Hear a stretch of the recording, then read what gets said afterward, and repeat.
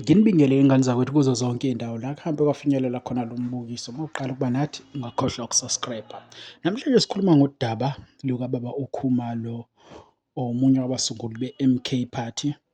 So, kuyokhumbuleka ukuthi kuye kwavela emasontweni edlule noma ey'nsukwini ezedlule ukuthi uxoshiwe kwi-M_K Party, kepha uhlangothi lakhe lagcina lingatholakalanga. Ubese ey'phendulela-ke, egcina etholakale ephendula ngesikhathi iy'ntatheli zimbuza ukuthi kwenzakaleni. Yena wakuphika lo wathi chu chu chu, akayazi leyo nto. Ulinde nje umsholozi, naye into ayibonile kwiy'nkundla zokuxhumana i-trend-a, but yena hhayi, akakwazi lokho. Awuke uy'zwele ungathi sithe, uy'zwele ukuthi uphendule wathini. Well-ke enye into kufanele siyi-understand-ke i-M_K ithusile abantu abaningi.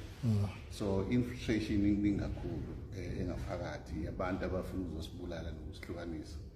Because abantu bayakhohlwa ukuthi umkhonto wesizwe akuwona okaKhumalo, umkhonto wesizwe uwona kaJacob Zuma, umkhonto wesizwe wabantu laba abawuthandayo abazokuvotela futhi ngo-2/3 majority behambisana naye umholi wethu uNxamalala, ngoba uyena osengumholi njengamanje osilidayo. No. Uthiwa ngi-expeliwe, angazi ukuthi yini u-expel. Mhlawumbe nalokho uzofuna ukuthi umuntu angichazele ukuthi u-expel usho ukuthini.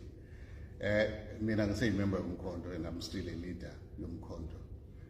I don't know ukuthi lokhu kukhona okukhulunywayo uqhamukaphi nokuthi kungani. So amampunge-ke maningi.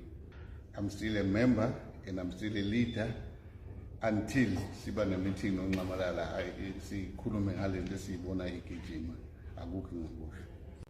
Well, since singakabi ne-discussion naye, ngase sibe ne-discussion, savumelana ukuthi yini le kukhulunywa ngayo, then-ke sengakwazi ukuphendula. Kwamanje ayikho into engayiphendula until thina sobabili sibe nomhlangano, because njengamanje akekho la, nami ngiyafika, so asiyabi naso isikhathi sokuthi sihlale phansi sikhulume nale ncwadi engayazi sayinwe ubani.